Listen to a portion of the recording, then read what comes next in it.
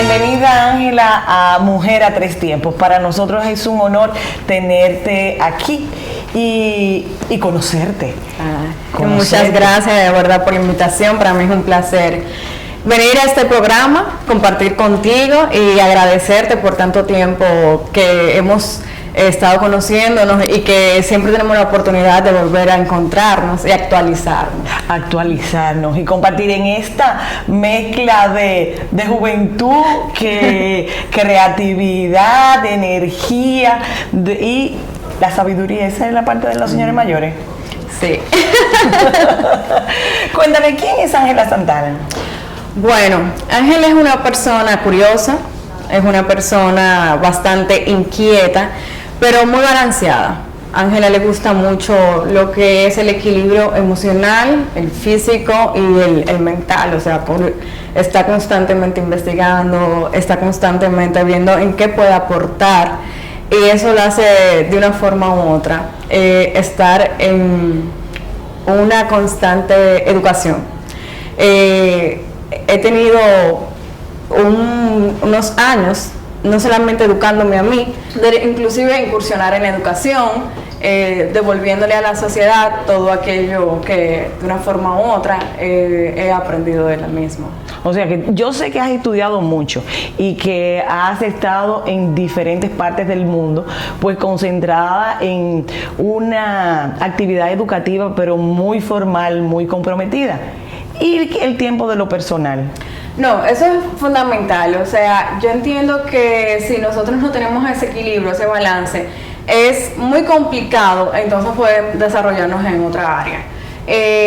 Claro está, las etapas son etapas. Hay una etapa que es para estudiar, para desarrollarnos como profesionales. Hay otra etapa que formas una familia y así va siendo la vida. Pero lo importante aquí es volver a la base.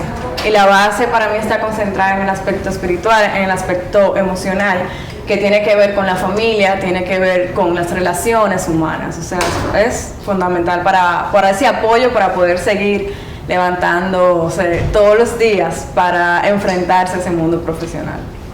Y una familia tan unida y tan consentida como son ustedes, con una orientación tan fuerte en valores, en un momento de la vida donde los valores son tan diferentes. ¿Cómo ha sido para ti? Bueno, realmente para mí ha sido una bendición poder mantener aterrizado esos valores en mi cabecita constantemente, puesto que vivimos en un mundo de mucha competencia, no solamente en términos profesionales, también en términos personales, en términos sociales. Como tú bien has dicho, yo me fui a vivir un tiempecito para estudiar fuera del país, también he tenido que trabajar con otro tipo de culturas. Y dentro de nuestra misma cultura, hay veces que en el mismo plano del negocio hay que centrarse, hay que aterrizar, y esos valores es que te hacen aterrizar y te hacen reconocer de dónde que tú vienes para saber dónde que vas. Claro, porque también significa asumir mucho toda esa enseñanza de valores que te han inculcado los padres cuando te ves lejos de ellos y tienes que asirte de ese aprendizaje en una cultura que tiene otras escalas.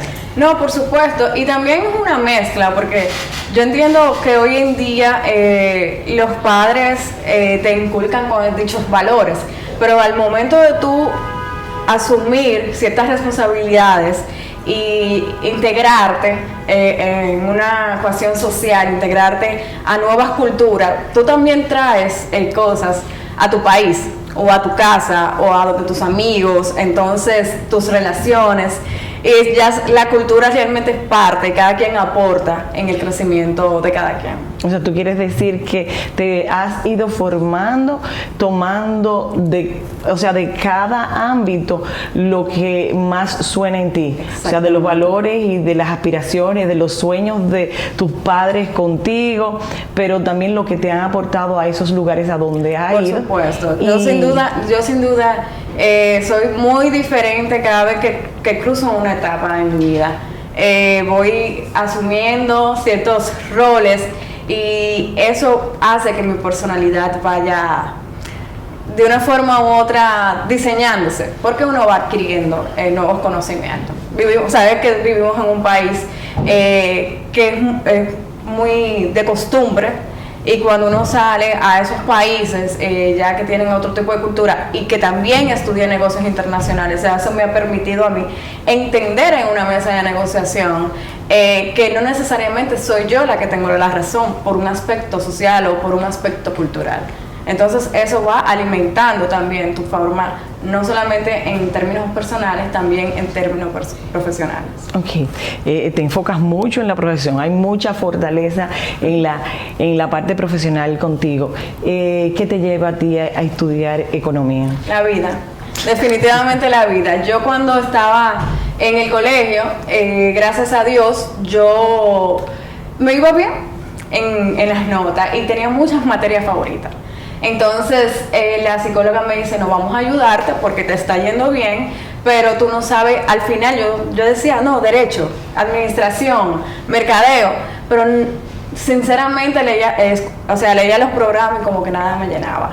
Entonces ella me dijo, vamos a hacerte un test de psicología, y en dicho test me salió más de 95% economía. Y entonces me mandó a hacer todo un estudio sobre la economía, cómo impacta, la importancia del crecimiento económico en los países, la cultura, los negocios y demás. Y a medida que iba haciendo ese estudio, yo dije, pero esto es lo mío. Y no me arrepiento, definitivamente una de las mejores decisiones. Pese a que mucha gente me dice que no. Me dijo que no aquel entonces porque era una carrera de hombres. Y me dijo que no aquel entonces porque no era una carrera muy popular aquí en el país. Que no dejaba mucho. No dejaba mucho. Esa fue exactamente la respuesta de un ser muy querido mío, y que de una forma u otra me iba a impactar, pero yo siempre he sido como medio independiente y tomo mis decisiones en ese sentido, y definitivamente le doy muchas gracias a Dios que por ahí me he ido, porque yo estoy sumamente enamorada de lo que hago, y realmente de una forma u otra elegí la carrera que yo siento que se parece a mí. La gente entiende que es más por la parte de los números, porque la gente cuando escucha economía solamente piensa en la data o en finanzas, en la parte que conocen como económica, pero economía es desarrollo, economía es conducta, economía es negocio, es cultura. Entonces es un mix perfecto que te ayuda a ver un panorama 360, todo un mirador. O sea que cuando hablamos de economía hablamos más de una ciencia social que matemática, que finanza, que números, como tú dices. Hay un componente humano, social, que tiene mucho que ver.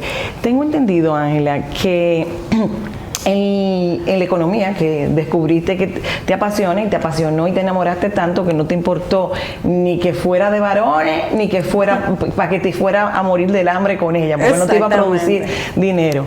Hay algunas áreas específicas que sé que te has especializado. Sí, realmente al inicio, como te dije, me gustaban mucho los negocios y me especialicé en negocios internacionales. Eso es lo que me he dedicado a una parte de la docencia, todo lo que es comercio exterior, el manejo de los negocios internacionales, la cultura, los ambientes políticos y sociales. Pero esa fue una de mis especialidades que hice fuera del país, pero me quedé con una gran curiosidad de cómo realmente las empresas actúan conforme a lo que la economía les indica, y de cómo entonces las empresas actúan conforme a las tácticas o las estrategias que ellas desarrollan para poder comercializar, ya sea local o internacionalmente. Entonces ahí me especializo en lo que se llama dirección comercial y estratégica, también fuera del país, y realmente para mí ha sido el equilibrio perfecto, porque he unido la parte teórica con la parte práctica del día a día del empresariado, y los entiendo a ambos. Y eso me ha permitido trabajar en lo que es planificación estratégica, en lo que es dirección comercial, economía pura, y ahora ahora no, ya tengo un buen tiempecito incursionando en lo que es economía conductual, que cada día más es un estudio de la economía que está tomando muchísimo valor, sobre todo para el diseño de políticas públicas. Sí, o sea, cuando hablamos de economía conductual, ¿a qué nos referimos de manera específica? Mira, la economía conductual es el estudio del comportamiento de los agentes económicos o los individuos, que toma en consideración no solamente los aspectos económicos per se, sino también las emociones, es decir, toma en consideración análisis psicológico y de la neurociencia. ¿Por qué? Porque hace 20 años, para contarte un poquito de historia, un autor que ganó el premio Nobel, Kahneman, él descubrió que se rompía el modelo tradicional de economía, que era que los agentes económicos tomaban decisiones racionales, o vamos a decir decisiones perfectas, como que siempre tomábamos decisiones perfectas. Él se dio cuenta que realmente nosotros los seres humanos, per se, tomamos a veces decisiones imperfectas, lo que él denominó desviación sistemática. La desviación sistemática es como el sesgo cognitivo que nos pasa. Para ponerte un simple ejemplo, tomamos decisiones de corto plazo. No ahorramos en el presente, bueno, porque mañana yo ahorro, no hago la dieta hoy, porque el lunes comienzo la dieta. Porque solo se vive una vez y hay porque que vivir un día a la vez. O también somos adversos a las pérdidas. Preferimos no perder hoy algo sin medir que mañana puede que provoque muchísimo más ventaja, muchísimo más beneficio. Y eso pasa con los impuestos. Pero también hay deficiencia temporal. Tomo una decisión mañana porque, por ejemplo, en el caso de la salud, no voy al médico porque soy joven, porque soy sano, porque mis padres no tienen ningún tipo de enfermedad hereditaria. Entonces, desplazo la salud ya para un cierto tiempo. Ese tipo de sesgo es lo que él comenzó a estudiar y comenzó a darse cuenta que por ocurrirnos eso, tomamos decisiones que no nos llevan a el bienestar.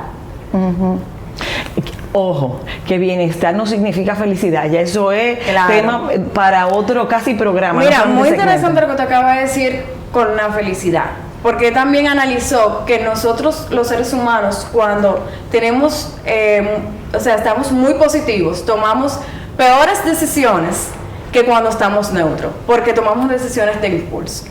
Entonces, ¿qué es lo que viene a hacer la economía conductual? La economía conductual, lo que luego otro economista, Taylor, que se ganó el premio Nobel 2017, lo que hizo fue, vamos a estudiar esos sesgos cognitivos del ser humano para ayudarlo a tomar mejores decisiones. O sea, es como de una forma u otra guiarlo a tomar mejores decisiones para su bienestar. ¿A través de qué? De lo que él denominó nudge, que son como empujoncitos.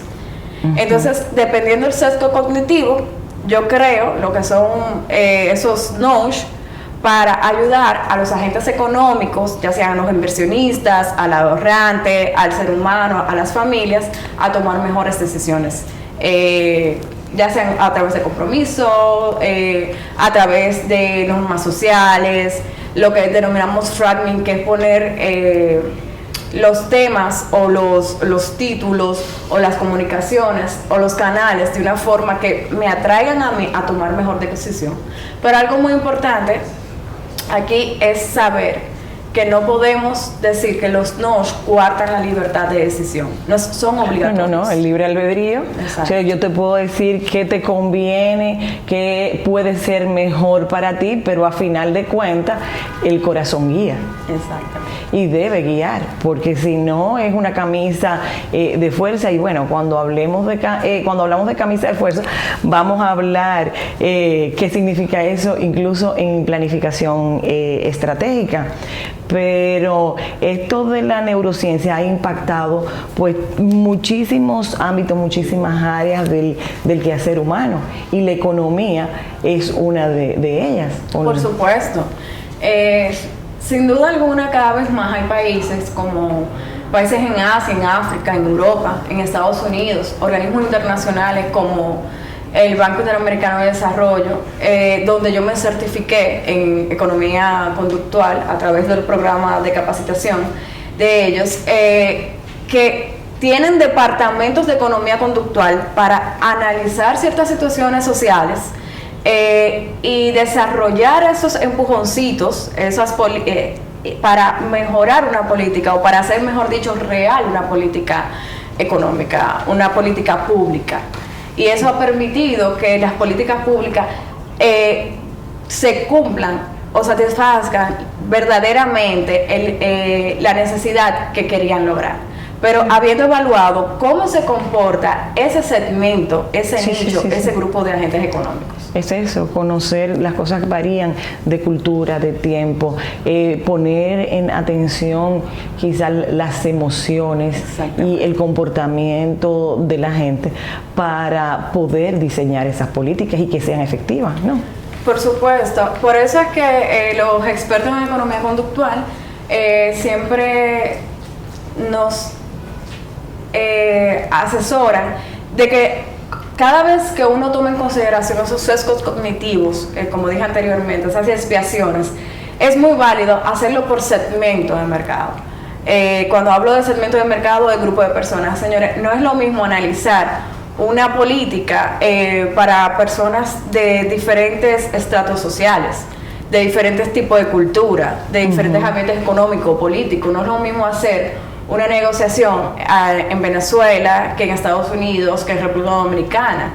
Y esos elementos, esos efectos, hay que considerarlos en los estudios para realmente dar con el punto y hacer exitosa dicha política, o acercarse al éxito de dicha política. Así es un tema de que hay mucha tela de por dónde cortar. Vamos a hacer una pausa aquí, Ángela, y vamos a volver a hablar con Ángela Santana, una joven economista sumamente trabajadora y, como ustedes ven, enfocada y apasionada de su profesión, y seguiremos hablando de economía conductual y de otros temas más. No se vayan, quédense con nosotros.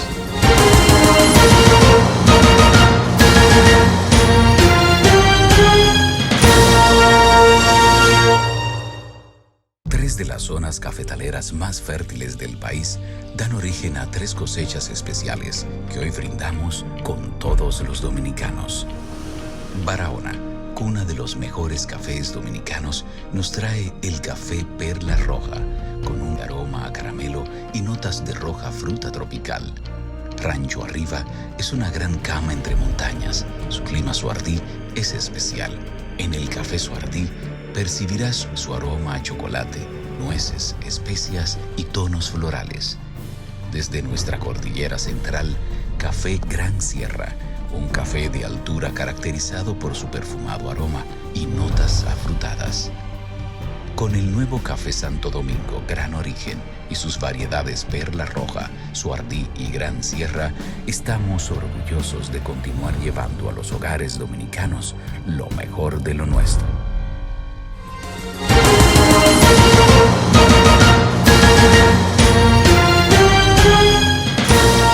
Gracias por permanecer con nosotros en Mujer a Tres Tiempos. Y continuamos conversando con Ángela Santana. Hablábamos en el segmento anterior un poquito de su primer tiempo, que era su vida personal, una joven profesional, educada en un ámbito de muchos valores, confrontada con una educación en diferentes partes del mundo donde las culturas son diferentes, y cómo pues pudiste entrelazar esas enseñanzas familiares y hacer tu propia personalidad, definir tus propios valores. Hablamos también un poquito de economía conductual, y aunque no es tan joven el concepto de economía conductual, porque tengo que entendido que se hace más popular, como más conocido desde el 1979, y ya ha pasado mucho tiempo. Hace 20 años. 79, hace más de 20.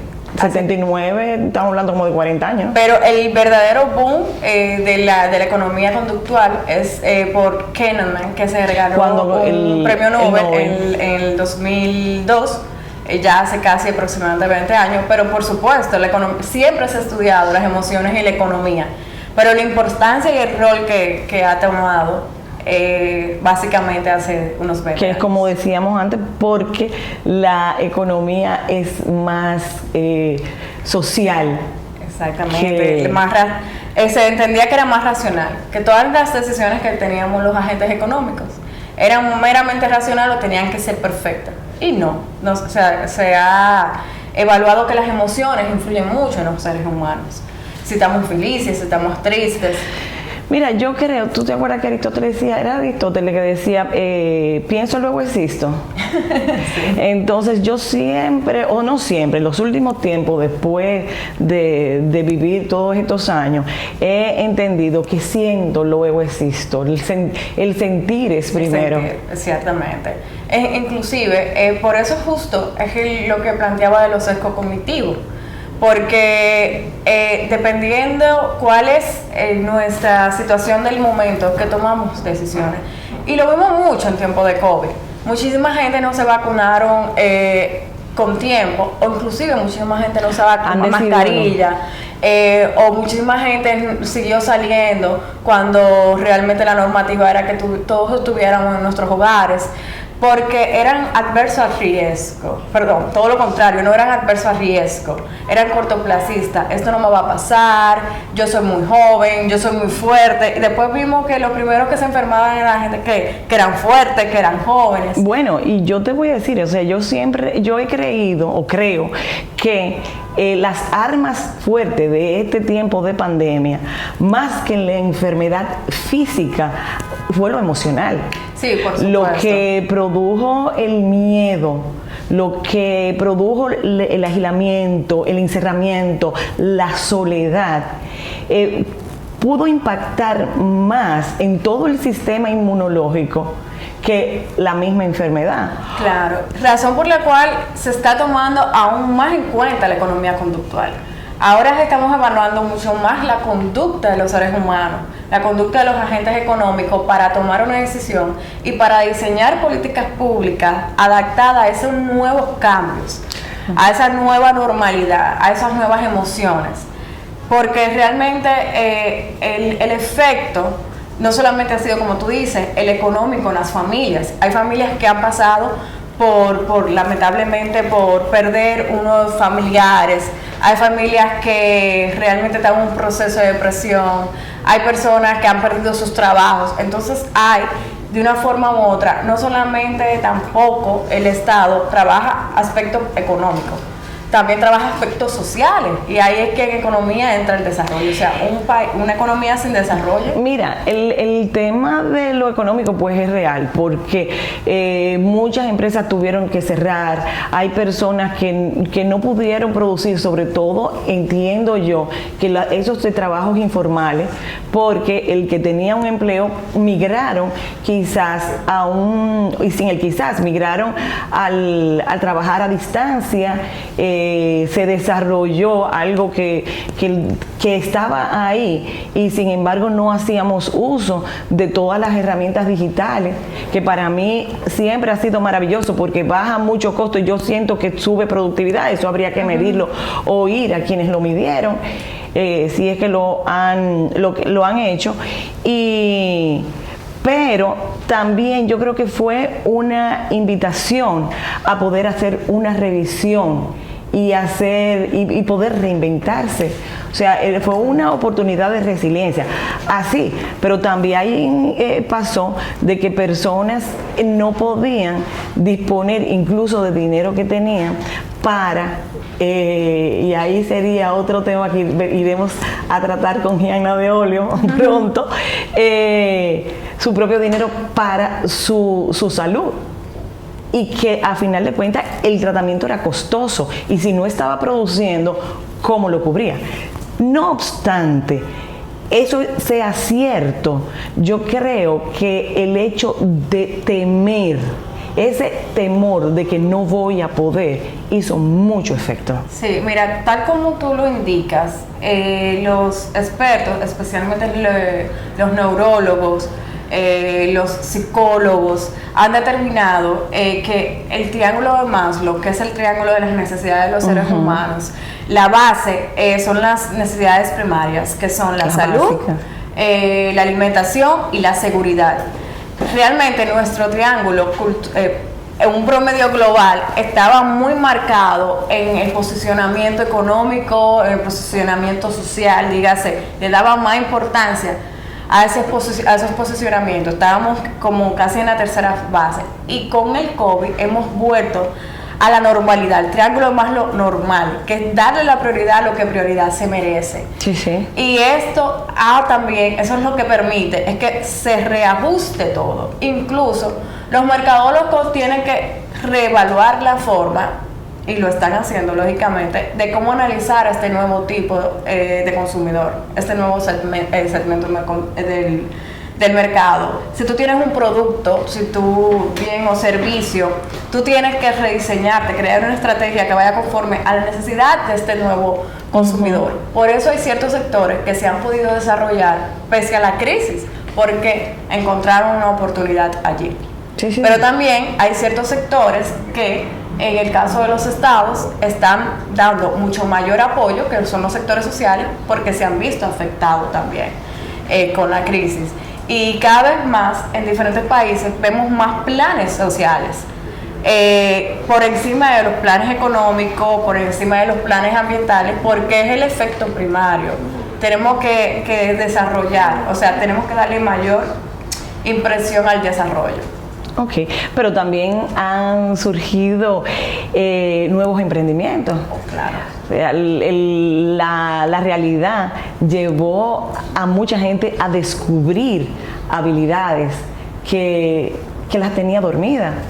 Y como decía antes, pues reevaluarse y pensar que puedo ganarme la vida de otra manera y nada pasa. Exactamente. Claro, o sea, mucha gente se adaptó y fue lo que llamamos una estrategia proactiva, porque una cosa es tú sacar un producto por una adaptación del mercado. En el mercado sucede esto y yo me adapto. Y otra cosa es ser proactivo, es decir, que yo lo saco antes de que suceda un hecho en el mercado. Incluso a nivel mundial ha subido el sector de la belleza. ¿Por qué? Subió el sector por el volumen. Muchas mujeres y también muchos hombres se están autocuidando en sus hogares. Sí. Y aumenta el volumen de venta de ese tipo de productos y de esas necesidades, que están bastante relacionados la belleza con el bienestar emocional de las personas. Bueno, sí. Sí, no necesariamente la belleza física, porque también la belleza física es una parte de la belleza.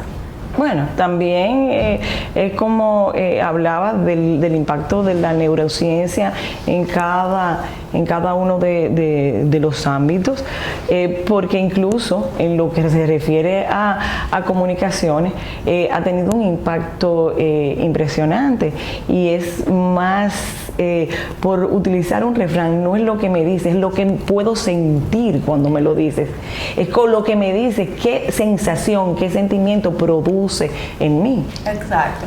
Mira, uno de los no's más, de esos empujoncitos que hablé en el primer segmento, más populares son los framing, o en una traducción en español, encuadre, que se trata de presentarte una solución de una manera que tú, de manera conductual, la elijas para aprovechar un bienestar.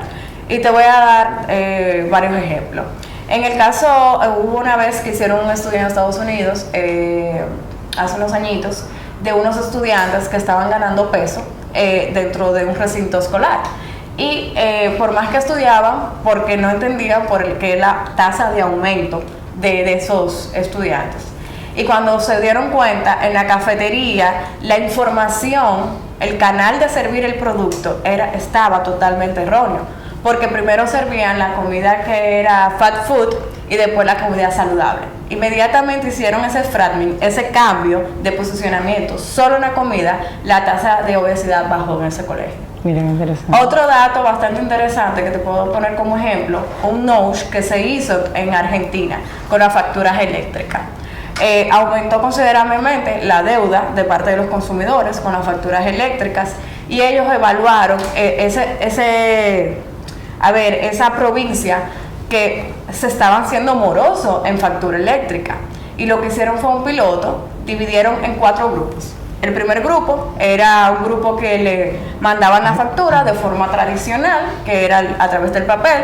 El segundo grupo mandaban la factura eléctrica a través del correo electrónico. Tercer grupo era una llamada por teléfono, y el cuarto grupo era una visita física.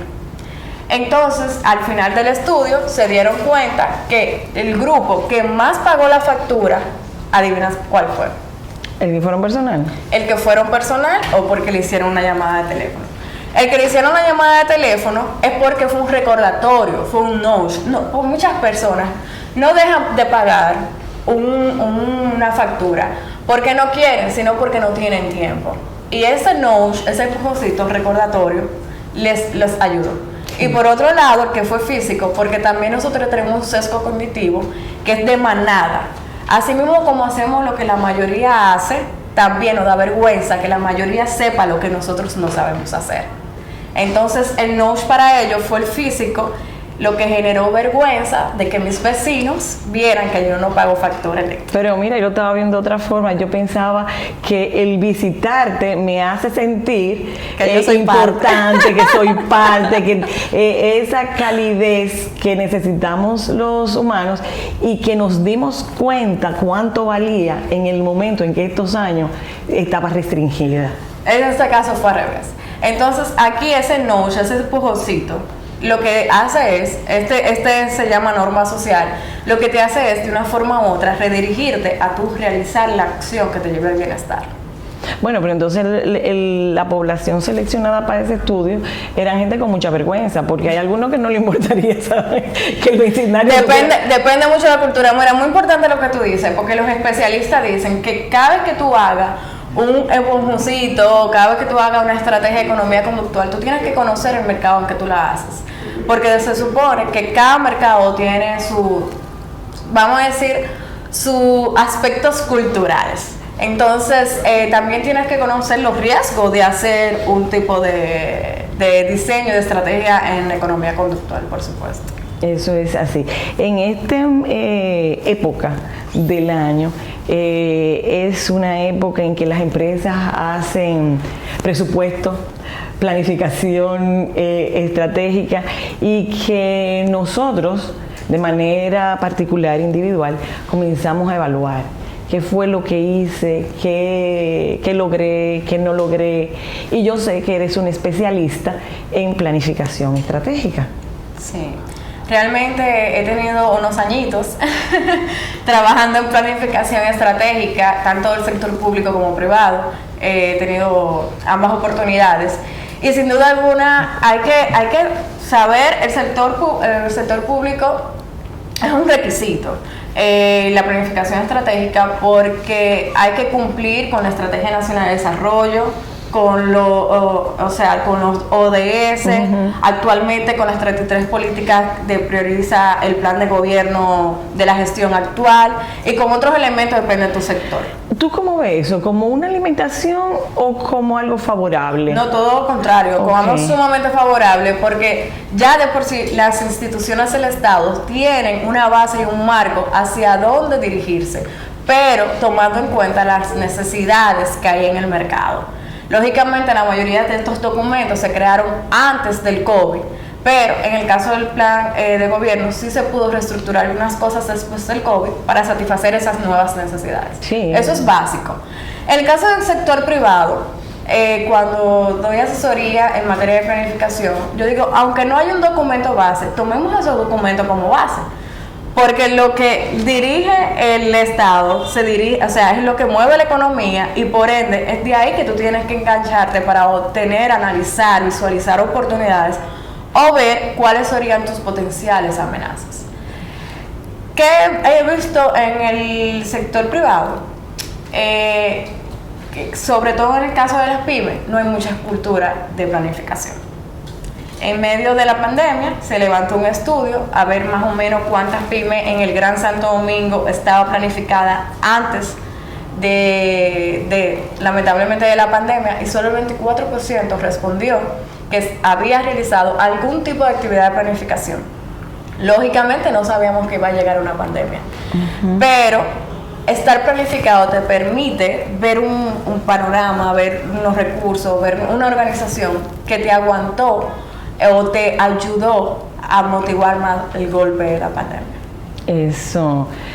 Eso vamos a seguir habiéndolo porque realmente, como te decía, es bueno que lo hayas enfocado en los dos sectores, el sector público, el sector privado.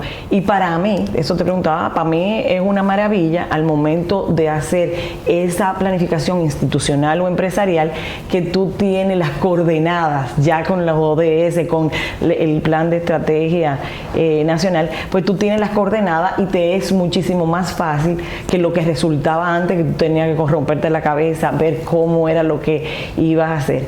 Y vamos a continuar hablando de eso en el próximo segmento.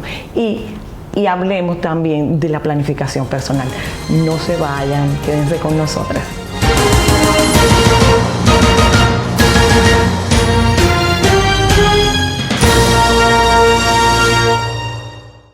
Tres de las zonas cafetaleras más fértiles del país dan origen a 3 cosechas especiales que hoy brindamos con todos los dominicanos. Barahona, cuna de los mejores cafés dominicanos, nos trae el café Perla Roja, con un aroma a caramelo y notas de roja fruta tropical. Rancho Arriba es una gran cama entre montañas. Su clima Suardí es especial. En el café Suardí percibirás su aroma a chocolate, nueces, especias y tonos florales.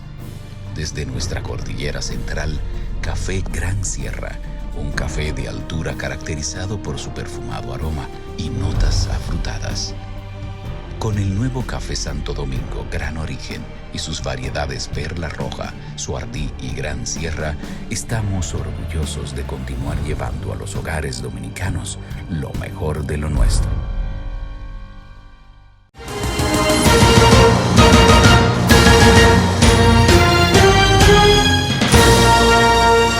Hablamos con Ángela Santana, hablamos ya mucho de economía conductual y estamos en el tema de planificación estratégica. Es una camisa de fuerza, es un plan que te guía, que te ayuda, que te deja a final de cuenta de una manera muy fácil descrita la ruta del éxito. B y C, te voy a agregar la C. Número 1, no es una camisa de fuerza. El estratega, el que diseña un plan estratégico, sabe muy bien que si lo ponen como está escrito en piedra, entonces no es estratega. Una planificación estratégica es el proceso sistemático que se va adaptando con los cambios del mercado y con las capacidades de la empresa, tomando en consideración, como te dije ahorita, oportunidades y amenazas. Por eso un plan estratégico se complementa con varias cosas. No es que es fácil, pero tampoco lo más complejo del mundo. Lo que tenemos que tener capital humano capacitado en diseñar un plan estratégico que sea sostenible en el tiempo y fundamental la parte de la planificación de la ejecución. No es una guía que voy a guardar en mi escritorio, que voy a tener en mi laptop. Es un documento que le tengo que dar un seguimiento porque ahí es que está la meta, ahí que están los objetivos de mi empresarial. Lo más importante para iniciar un plan es la parte de la visión. Mucha gente se aburre cuando le dicen la palabra filosofía empresarial. Misión, visión, valores. Hay muchos colaboradores que entran a las empresas y quieren leerlo. Pero es que es ahí donde se dirige la empresa. Bueno, porque si se convierte en un documento muy bonito, el cual termina en el fondo de la última gaveta del escritorio, es una cosa. Ahí sí se convierte en una piedra. Es una cosa, porque ¿cuál es la importancia? Tú dices, técnicamente, alguien que maneje el diseño de esa planificación, pero ¿cuál es la importancia de quienes participan en ese diseño? Aparte de ese gran estratega que quizás lo recomendable que sea externo, de provisto de mucha emocionalidad y de preferencias internas. Neutral.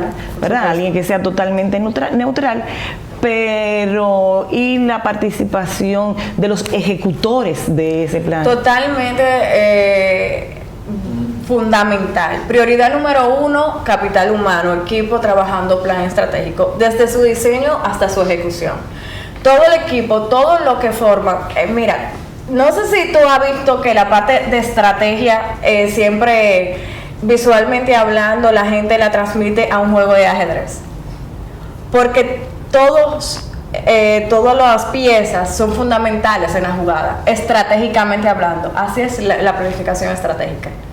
Todos son elementales en la jugada. Desde aquel que es conserje, aquel que es planificador, aquel que es gerente general, las personas que son del equipo secretariado, todos son fundamentales. Todos tienen un rol para hacer posible ese objetivo meta. Por eso estaba diciéndote, dime dónde quieres llegar, que es lo primero que tenemos que tener claro, dónde yo quiero ir, para el plan te va a decir cómo hacerlo, dónde hacerlo, qué recursos yo necesito, cuándo hacerlo. No significa que el plan evita riesgo.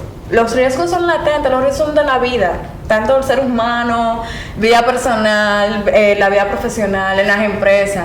Pero los planes que te ayudan a ti, que cuando venga ese riesgo, o tú tienes actividades de contingencia, o como el caso de COVID, no se te muevan todas las piezas de la jugada. Entonces, la planificación con más razón debe ser flexible. Tal como dice un estratega muy popular, Peter Drucker, él decía que la planificación a largo plazo no es pensar en el futuro, en las decisiones de futuro, no, es pensar en las decisiones presentes que impactan el futuro. Es que todo lo que nosotros hacemos hoy va a impactar nuestro futuro, tanto a nivel personal como a nivel laboral. Y esa es la planificación. Bueno, tú eres la experta en ese tema, pero te puedo decir en la cotidianidad y lo que he vivido en diferentes empresas y en la vida, que pasa con las acciones sociales. Si yo no formo parte, si yo no me identifico, yo no le pongo corazón a eso. Entonces no pongo todo lo que debo poner para que esa tarea se ejecute, que es lo que va a garantizar el éxito, porque además va a impactar en lo que hablábamos de las emociones, del estado de ánimo, de la sensación de logro que tiene quien debe hacer posible esto. Mira, lo que tú has dicho es muy importante. Inclusive cuando yo voy a diseñar un plan estratégico, especialmente para una pyme, se elabora primero lo que se llama diagnóstico empresarial, que es la evaluación de 5 áreas claves: el área financiera, el área de recursos humanos, el área comercial, el área técnica, porque todo depende del sector. Y regularmente, casi siempre hay que trabajar el fortalecimiento organizacional. Hay que trabajar con el recurso humano, con la integración del recurso humano, con la capacitación del recurso humano. Porque cuando el recurso humano está bien claro de hacia dónde vamos, es más responsable con sus labores. Pero Ángela, más que estar claro, y se siente más identificado. Sí, porque yo puedo estar clarísima cuál es, pero ¿cómo resuena eso en mí? Si yo soy la que lo hago, ¿qué participación tuve yo? ¿Qué tanto valió mi opinión? ¿Qué tanto valió mi voz en formar un plan que a final de cuentas voy a ejecutar yo? Pues muchísimo. Esa es la realidad.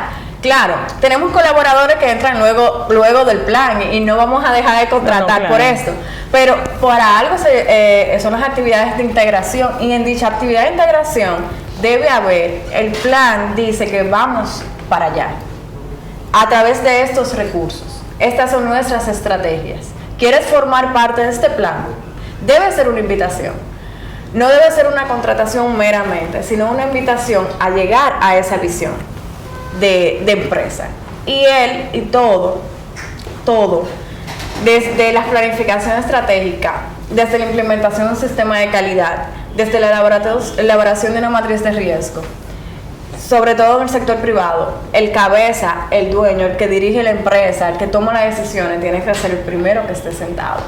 Identificado y comprometido. Identificado y comprometido, porque el que está atrás es que va a ver el movimiento de lo que están adelante. Eso es fundamental. Lo dicen los libros y no es por simplemente decirlo. Y eso lo he visto palpable trabajando. Ya tengo muchos años trabajando en planificación, tanto del sector público y del sector privado. Y los equipos que más cumplen sus metas son cuando el dueño, el jefe, el coordinador del equipo está más relacionado con cumplir las metas que dice el plan. Y y ser innovador, ser proactivo. Pasan cosas y el mismo líder dice hay que modificar el plan y reajustarlo. Pero el que mantiene ese plan ahí, guardarlo en una gaveta.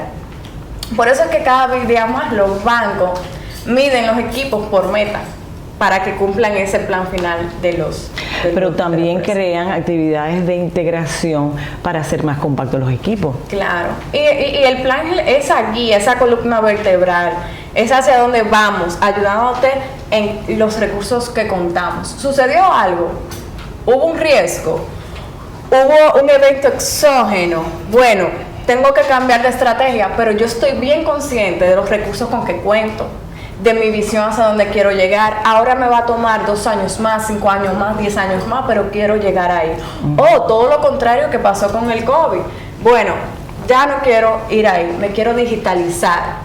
Entonces, cuento con tantos recursos. Voy a desviar esos recursos a digitalizarme. Y esa herramienta es chulísima porque es lo que te permite de una forma u otra tener el control de tu empresa. Por eso es que luego del plan viene el control y seguimiento. Así es que se le llaman los estrategas, el control y seguimiento de las actividades estratégicas o las tácticas. Claro.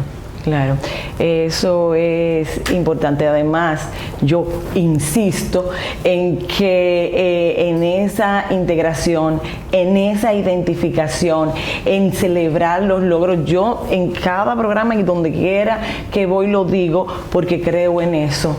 Hay que celebrar los logros, hay que producir una sensación de alegría. Yo estoy convencida que el conocimiento solo se fija con el gozo. Si tú gozas lo que estás haciendo, si tú ves que tiene sentido para ti, va a ser muchísimo más fácil. Es fundamental eso que tú acabas de decir, porque el plan se debe medir por ejemplo, trimestralmente. Pero no solamente para ver el cumplimiento del plan, sino para que la gente, exactamente, para que la misma gente vea que está progresando mi trabajo. Realmente lo que yo hago día a día se acumula y produce un impacto. Yo tuve una experiencia muy bonita al principio de año apoyando o dirigiendo una planificación estratégica de una institución del Estado. Y yo y mi colega dijimos, wow, o sea, ¿cómo lo vamos a hacer? Porque estamos en tiempo digital y es una institución que te puedo decir que tiene más de 700 personas. ¿Cómo reunimos de 700 personas? No vamos a poder hacer por la situación del COVID. Entonces, no, que vamos a alquilar un espacio muy grande. No, que vamos al final tuvimos que hacerlo por Zoom, porque ahí fue que se disparó otra vez. Aumentó la tasa de COVID y demás. Perfecto. Y nosotros nos asombramos que lo hicimos por Zoom, pero la gente quería que llegara ese día, porque también es un desahogo para el colaborador. Sí. Y eso le permite realmente, si cuando el consultor en planificación es externo, que el colaborador no siente que va a haber una fricción, pero querían participar. Y impresionantemente, los que menos hablan o los que están abajo o los que no tienen tanta interacción con el cliente, a veces son los que más tiempo tienen, otras veces son los que más información te pueden dar para valor agregado. Y fue un conjunto de ideas sumamente maravillosas que el que dirige la institución, que realmente es nuevo, le dio hasta más la oportunidad de, conocer más la institución en el proceso de elaboración. Mira, si los líderes valoraran en su justa dimensión la importancia del proceso del diseño de un plan estratégico, no escatimaran recursos ni esfuerzos para que se diera en mucha armonía. Y para la ejecución, después que tú dices, duramos 6, 7, 8 meses trabajando en un plan para engavetarlo, es imposible. Y digo, o sea, recomiendo 100%, no importa el tamaño de la empresa, porque mucha gente dice, ¿para qué yo un plan si soy una pyme, si soy una microempresa? No importa el tamaño. Eso no importa el tamaño. Haciendo el plan, tú te vas a dar cuenta y vas a diseñar muchas estrategias, vas a lograr muchas cosas para futuro. O sea, es la ruta, no es lo mismo tú agarrar para la frontera o para la playa sin saber cuál es la carretera que vas a coger. O sea, te marca la ruta y te facilita el día a día. y estamos hablando de empresas e instituciones, y que con la gente de manera individual, porque tú hablas de las pymes, de las más chiquiticas, que quizás son las que más incluso necesitan planificarse, porque muchas veces eres tú sola la que tiene que hacerlo todo, eres la recepcionista, la de venta, la de cobro. Cuando tú eres una micro, sí, tú eres un todólogo, pero eso es un paso que todos emprendedores hemos hecho, o sea, que eso es fundamental. A nivel personal, la planificación es elemental, pero no es lo mismo la planificación a nivel personal que a nivel empresarial. Lógicamente estamos hablando de un conjunto de personas, una cultura organizacional, y la planificación personal es tú contigo mismo. A veces más nos cuesta, pero es tener una visión a futuro, es saber y tener claro todo lo que yo hago hoy va a impactar mi futuro, todas las decisiones que yo tomo hoy va a impactar mi futuro. Por eso yo creo mucho en las etapas de vida, y la misma etapa, la naturaleza te lo dice, te indica las etapas. Yo apoyo muchísimos colegas que trabajan por ejemplo, en finanzas personales. Cada día más se requiere finanzas sanas personales, sobre todo en tiempos de COVID. Tomar decisiones más racionales o que nos lleven a más bienestar. Quizás ahora mismo yo sé que a muchas familias, a muchas personas, a individuos se le complica el ahorro, pero tomar decisiones más inteligentes de gastos es no desviar tu sueño. Por ejemplo, lo que quieren estudiar, lo tengo planificado y por el asunto de COVID no lo puedo hacer. Ya iba a protestar si tú no llegabas ahí. Todo lo contrario, bueno, me voy a organizar para irme el año que viene, que le pasó a muchas personas que yo le conozco, irme el año que viene, pero en este año voy a aprovechar el tiempo. La planificación está muy conectada con el tiempo. Si tú valoras tu tiempo y tú valoras qué tú haces con tu tiempo, fundamentalmente eso es planificar. Bueno, y algo importantísimo que has dicho, la visión de una persona, yo creo que se establece mucho a través de sus sueños.